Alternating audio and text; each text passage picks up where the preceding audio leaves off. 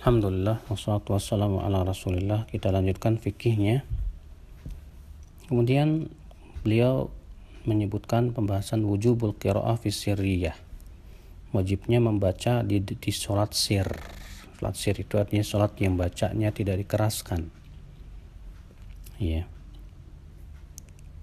Berkata Jabir bin Abdullah sebagaimana dikeluarkan oleh Ibnu Majah dengan sanad yang sahih, kunna naqra fi adh-dhuhri wal 'asri khalfal imam fi ar-rak'atayn al-ulayayn bi Fatihatil Kitab wa surah wa fil ukhrayayn bi Fatihatil Kitab. Kami dahulu membaca di salat zuhur dan asar di belakang imam di dua rakaat pertama dengan Al-Fatihah dan surat, dan di dua rakaat terakhir dengan Al-Fatihah saja. Ya, lihat Jabir mengatakan bahwa kami dahulu di zaman Nabi di salat zuhur dan asar membaca di belakang imam, ya, di dua rakaat pertama Al-Fatihah dan surat, dua rakaat terakhir Al-Fatihah saja. Ini menunjukkan bahwa untuk sholat yang sirriyah, yang tidak dikeraskan, maka pada waktu itu makmum ikut membaca. Ya. Demikian pula pada rakaat yang disirkan, seperti sholat maghrib rakaat yang ketiga. Ya. Ikhwatul Islam azani Allah wa iyyakum. Demikian pula sholat isya di rakaat kedua dan keempat. Demikian pula makmum membaca.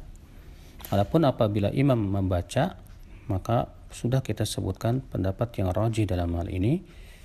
Ya, apabila imam mengeraskan bacaannya, kita mendengarkan dan diam, sebagaimana Allah berfirman, wa idza quri'al qur'anu fastami'u lahu wa ansitu la'allakum turhamun. Ya, apabila dibacakan Al-Qur'an, maka dengarkan dan diam. Namun di dalam salat sir, baik zuhur ataupun asar, ya, apabila makmum membaca sehingga akhirnya membaca lalu dikeraskan bacaan mereka sehingga membuat keributan, kegaduhan, maka yang seperti ini yang dilarang.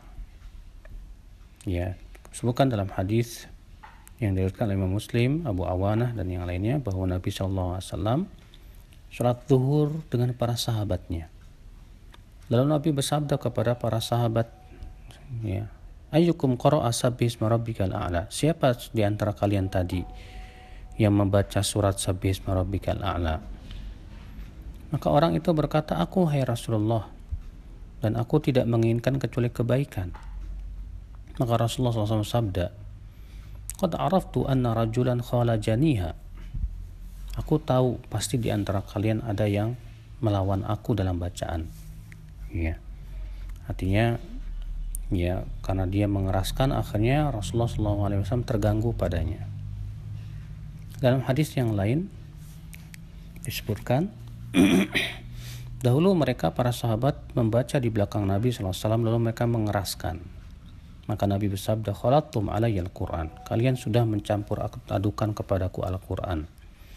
Diriwayatkan Bukhari dan Ahmad dengan sanad yang hasan.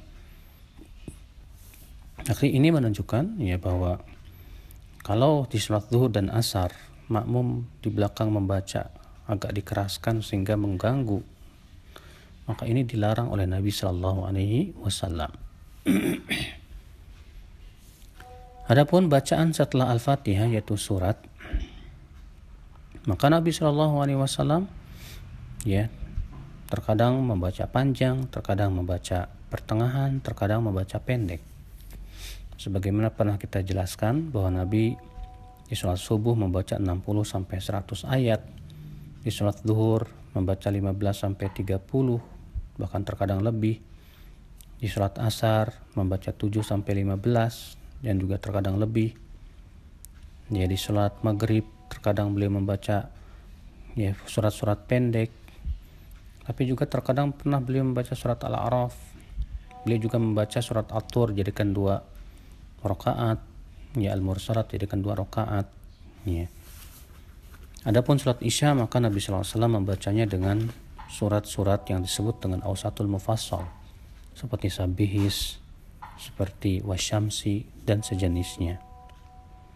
Dan Nabi SAW, Apabila sedang sholat lalu terdengar anak kecil menangis, maka beliau segera meringankan sholatnya karena kasihan terhadap ibunya.